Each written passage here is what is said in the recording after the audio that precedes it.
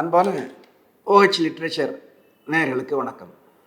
நாம் இன்று இந்தியாவின் மிக புகழ்பெற்ற எழுத்தாளர் வைக்கம் முகமது பஷீர் அவர்களுடைய ஒரு சிறுகதையைத்தான் பார்க்க போகிறோம்.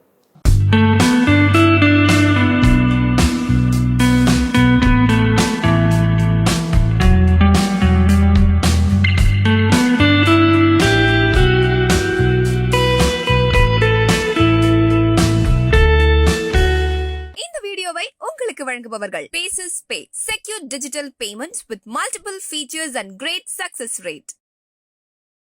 இந்தியாவின் மிக சிறந்த ஒரு எழுத்தாளர் வைக்கம் முகமது பஷீர். அவரது படைப்புகளை சுத்தமாக படிக்கவே தெரியாத ரிக்ஷா தொழிலாளிகள் காசு கொடுத்து வாங்கி அவர் எழுதிய கதைகளை படிக்க தெரிந்த நபர்களிடம் கொடுத்து அந்த கதைகளை கேட்டு மகிழ்ந்தார்கள் அந்த ஏழை தொழிலாளிகள். ஏனென்றால் அந்த ஏழைகளுடைய வாழ்க்கை அந்த கதைகளில் இருந்தது. வைக்கம் முகமது பஷீருக்கு 2 முறை பைத்தியம் பிடித்தது. ஒரு முறை அவர் அந்த பைத்திய மருத்துவமனையில் வைத்தியம் செய்து கொண்டிருந்த பொழுது அவருக்கு பக்கத்தில் இருந்த படுக்கையில் இன்னொரு பைத்தியம் இருந்தது. அது இதற்கு முன் தான் ஐரிஷ் நாட்டில் இருந்ததாகவும் அங்கு அடித்த மணற் புயலில் சிக்கி உயிர்விட்டதாகவும் பின்பு இந்த கடவுளின் தேசத்திற்கு வந்ததாகவும் அந்த பைத்தியம் கூறியது. அந்த பைத்தியம் வைக்கம் பஷீரிடம், உங்கள் வீட்டில் ஒரு யானை இருந்ததா என்று கேட்கிறது. ஓ, எங்கள் தாத்தாவுக்கு ஒரு யானை இருந்தது என்று வைக்கம் முகமது பஷீர் கூறுகிறார். எனக்கு ரொம்ப பசி எடுக்கும், அப்படி பசிச்சதுன்னா நான் ஒரு பெரிய யானையை அடித்து சாப்பிடுவேன் அப்படின்னு அந்த பைத்தியம் சொன்னிச்சு. வைக்கம் முகமது பஷீர் அவர்கள் அவருடைய படைப்புகள் ஒரு பைத்தியக்கார அழகியலாக இருந்தன. வைக்கம் முகமது பஷீருக்கு 1000 வேலைகள் தெரியும் என்று கூறுவார். பைத்தியக்கார குரங்குகளுக்கு பேன் பார்ப்பது, அணில்களை வளர்ப்பது, இதயத்தில் ஒரு ரோஜா மலரை வைப்பது, இப்படி 1000 வேலைகள் வைக்கம் முகமது பஷீருக்கு தெரியும். அதோடு வைக்கம் முகமது பஷீருக்கு கதைகள் எழுதவும் தெரிந்திருந்தது. அந்த காரணத்தினால்தான் வைக்கம் முகமது பஷீர் அவர்கள் காலங்களை கடந்து இன்றும் நம்மோடு உரையாடி கொண்டிருக்கின்றார். அவருடைய வீட்டிற்கு முன்பாக அவருக்கு பிறந்த நாள் வரும்போது மிகப்பெரிய ஒரு நீண்ட வரிசை நிற்கும். அந்த நீண்ட வரிசையின் கடைசியில் கேரள மாநிலத்தினுடைய முதலமைச்சர் நிற்பார் அவருக்கு பிறந்த நாள் வாழ்த்து சொல்ல. அத்தகைய பெருமை படைத்தவர் வைக்கம் முகமது பஷீர் அவர்கள். ஒரு முறை அவர் வீட்டிற்குள் ஒரு நரி நுழைந்து விட்டது. அந்த நரியை ஒரு இரும்பு பட்டயத்தால் எடுத்து அடித்தார். அந்த பட்டயம் அவருக்கு இந்திய அரசாங்கம் கொடுத்த சாகித்ய அகாடமி விருதுக்கான பட்டயம். பிறகு அதை பற்றி எழுதும்போது வைக்கம் முகமது பஷீர் அந்த நரியை பற்றி எழுதும்போது, இது இந்திய அரசாங்கம் கொடுத்த தாமிர பட்டயத்தால் அடிவாங்கிய நரி என்று குறும்பாக எழுதுகிறார். வைக்கம் முகமது பஷீர் எளிமையாக, குறும்பாக, நையாண்டியாக எழுதிய போதும் அவர் எழுதிய கதைகளில் ஒரு அடங்கமாட்டாத ஒரு மிக பெரும் வலி, ஒரு தவிப்பு இருந்தது.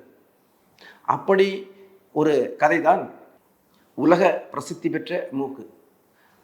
இது ஒரு கதையே இல்லை, இது ஒரு மெட்டஃபர். அதாவது ஆல்பர்ட் காமியூ ஒரு நாவல் எழுதியிருப்பார். அந்த நாவலின் பெயர் மெட்டமார்பசிஸ், அதாவது உருமாற்றம். ஒரு மனிதன் ஒரு நாள் காலையில் கரப்பான்பூச்சியாக மாறிடுவான். அப்படி ஒரு மனுஷன் கரப்பாம்பூச்சியாக மாறினா என்னென்னலாம் நடக்கும் அப்படிங்கிறது தான் காஃப்காவினுடைய அந்த மெட்டமார்பசிஸ் நாவல். அதுபோல் பஷீரினுடைய அந்த உலக பிரசித்தி பெற்ற மூக்கு கூட ஒரு மெட்டஃபர் தான். அதாவது ஒரு மனிதன் அவன் ஒரு சமையல்காரனாக வேலை பார்க்குறான். அவனுக்கு சமையலை தவிர்த்து வேற எதுவுமே தெரியாது. அடிக்கடி மூக்குப்பிடி போடுவான். அவனுக்கு படிக்கவோ எழுதவோ தெரியாது. மாதம் மாதம் சம்பளம் வந்தால் அவங்க அம்மா, வயதான அம்மா ஒருத்தவங்க இருந்தாங்க, அவங்க வந்து அந்த சம்பள காசை வாங்கிட்டு போயிடுவாங்க. பதிலாக இவனுக்கு மூக்குப்பிடி மட்டும் கொடுப்பாங்க. இந்த மூக்குப்பிடியை போட்டுக்கிட்டு 3 வேளையும் சாப்பிட்டுட்டு 3 வேளையும் ஒரு சமையல்காரனாக இருக்கிறதுல ரொம்ப மகிழ்ச்சி அடைந்தவன் அந்த மனிதன். அவனுக்கு 24 வயசு ஆகும்பொழுது அவன் எதிர்பாராத ஒரு விஷயம் நடந்தது. என்னென்னா, அவனுடைய மூக்கு படிப்படியாக வளர ஆரம்பிச்சு. இப்படி வளர்ந்து அவனுடைய மூக்கு அவனது தொப்புள் பகுதி வரைக்கும், அடிவயிறு வரைக்கும் வளர்ந்துச்சு. இப்படி நீளமான மூக்கு உள்ள ஒருத்தனை சமையல்காரனாக வச்சுக்கிறதுக்கு அந்த உணவு விடுதியினுடைய உரிமையாளருக்கு விருப்பம் இல்லை. அவனை வேலையை விட்டு அனுப்பிடுறார். அவன் வீட்டுக்கு வந்துடுறான். இன்றைக்கி நம்ம பார்க்குறோம், நிறைய ஐடி கம்பெனிகள் திடீர்னு ஆட்குறைப்பு செய்து விடுகிறது. அதுக்கு எதிர்த்து போராட இன்றைக்கி அந்த ஐடி கம்பெனிகளில் தொழிற்சங்கங்கள் இல்லை. அதுபோல தான் பஷீர் சொல்கிறாரு, இந்த நீள மூக்குக்காரனை திடீர்னு வேலையை விட்டு நீக்கிடுறாங்க, அவனை ஏன் நீக்கினீங்க அப்படின்னு கேட்பதற்கு, அதை எதிர்த்து போராடுவதற்கு அங்கே யாருமே இல்லை அப்படின்னு பஷீர் வருத்தப்படுறார். இப்போ இந்த நீள மூக்குக்காரன் வேலை இல்லாமல் தன்னுடைய வீட்டில் வந்து அமர்ந்திருக்கிறான். இப்படி ஒரு நீள மூக்கு மனிதன் ஒருத்தவன் இருக்கிறான் அப்படின்னு அவனை பார்க்குறதுக்கு வெளியூர்லேருந்துலாம் வண்டி கட்டிக்கிட்டு ஜனங்க வந்து வேடிக்கை பார்க்குறாங்க. ஆனால் இதனால் அவனுக்கு எந்த பிரயோஜனமும் இல்லை. அவனுக்கு ஒரே எரிச்சல் தான் வருது. ஏன்னா வர்ற கூட்டம் சும்மா இருக்க மாட்டாங்குது. அவன் மூக்கை பிடிச்சி இழுக்குது, மூக்கை கிள்ளி பார்க்குது. அவனுக்கு ரொம்ப கோபம் தாங்க முடியாமல் வீட்டினுடைய கதவை அடைத்து கொண்டு உள்ள ஒரு மூலையில் போய் படுத்துக்கிறான். அவங்க அம்மா என்ன செய்கிறாங்கன்னா, இந்த நீளமூக்குக்காரனை பார்க்கறதுக்கு வர்ற பார்வையாளர்கள்ட்ட ஏதாவது லஞ்சமாக கொஞ்சம் காசு வாங்கிட்டு ஒருத்தவங்க 2 பேர்த்த உள்ளே அனுமதிக்கிறாங்க. இது பரவாயில்லையே, இவனை வச்சு வந்து காசு சம்பாதிக்க முடியுது அப்படின்னு என்ன செய்கிறாங்கன்னா, வர்றவங்கக்கிட்ட டிக்கெட் போட்டு இந்த நீளமூக்குக்காரனை பார்க்குறதுக்கு அனுமதிக்கிறாங்க. இப்போ நீளமூக்குக்காரனுக்கு நிறைய காசு சேருது, நிறைய பிரபல்யமாகறான். இவனை வச்சு சினிமா எடுக்கிறாங்க. இவனை வச்சு நாவலாசிரியர்கள் மிக நீண்ட சிரிப்பு வரக்கூடிய நாவல்களை எழுதுகிறாங்க. கவிஞர்கள் மிகப்பெரிய காவியத்தை எழுதுகிறாங்க. சுருக்கமாக சொன்னால், மிக குறுகிய காலத்திலேயே இந்த நீளமூக்குக்காரனுடைய புகழ் உலகம் முழுவதும் பரவுவதோடு மட்டும் இல்லாமல் இவன் மிகப்பெரிய கோடீஸ்வரனாகவும் மாறிடுறான். இப்படி குறைந்த காலத்தில் ஒரு மிகப்பெரிய பாப்புலாரிட்டியும் பொருளும் கிடைச்சா என்னென்னலாம் ஏற்படுமோ அது எல்லாமே இந்த நீளமூக்குக்காரனுக்கு ஏற்படுது. அவனுக்கு 2 காரியதரிசிகள், 2 பேருமே பெண்கள், 2 பேருமே அவனை காதலிக்கிறாங்க. இவனை சேர்த்துக்க சொல்லி நிறைய அரசியல் கட்சிகள் வந்து அவன்கிட்ட கெஞ்சுறாங்க. அப்போ அதில் ஒரு காரியதர்சினி ஒரு அரசியல் கட்சியில் இவனை சேர்த்து விடுறாங்க. இன்னொரு காரியதர்சினி அவங்களும் ட்ரை பண்ணுறாங்க, ஆனால் முடியல. அதனால் இவன் மேலே ஒரு பழியை உருவாக்குறாங்க.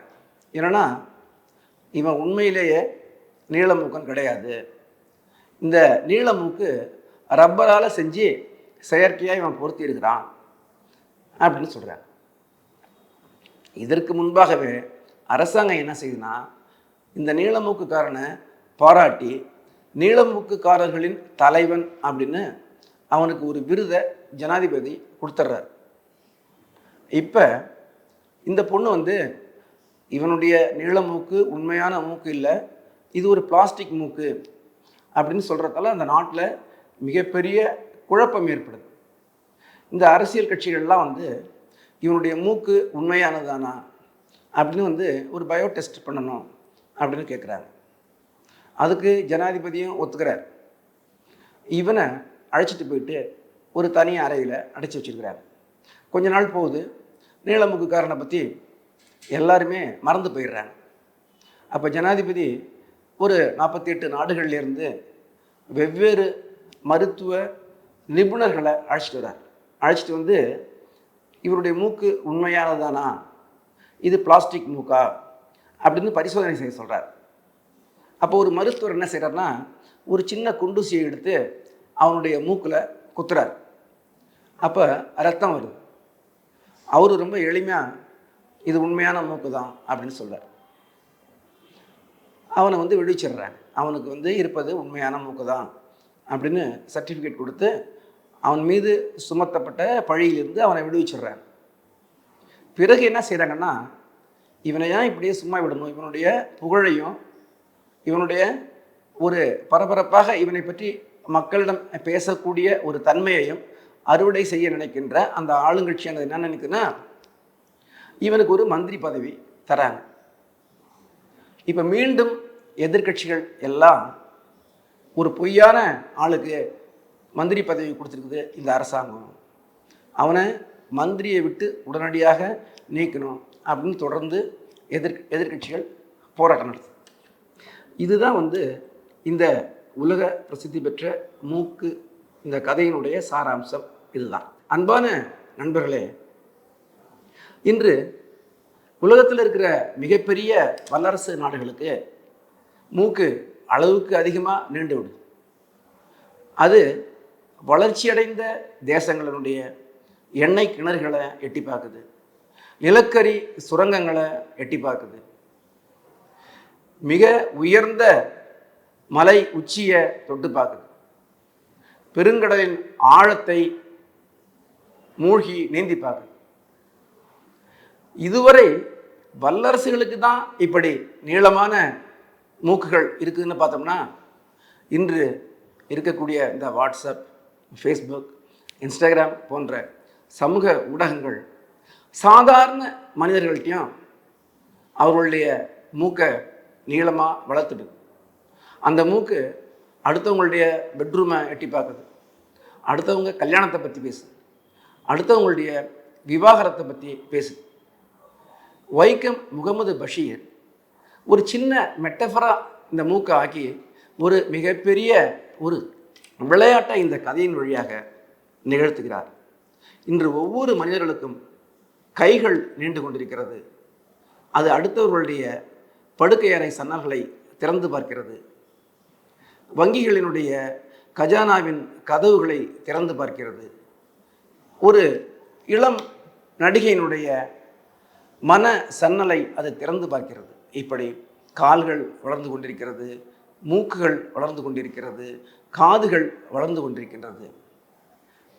இவை அனைத்தும் ஒரு அளவான ஒரு இயல்பான தன்மையில் இருக்கும்போது தான் இந்த உலகத்தினுடைய இயக்கம் என்பது ஒரு சமநிலையில் இருக்கும் என்பதைத்தான் வைக்கம் முகமது பஷீர் அவர்கள் இந்த கதையின் வழியாக மிக சிறப்பாக சொல்லியிருக்கின்றார்கள். நன்றி நண்பர்களே, வணக்கம். இந்த வீடியோ உங்களுக்கு பிடிச்சிருந்தா லைக் பண்ணுங்க, ஷேர் பண்ணுங்க, கமெண்ட் பண்ணுங்க.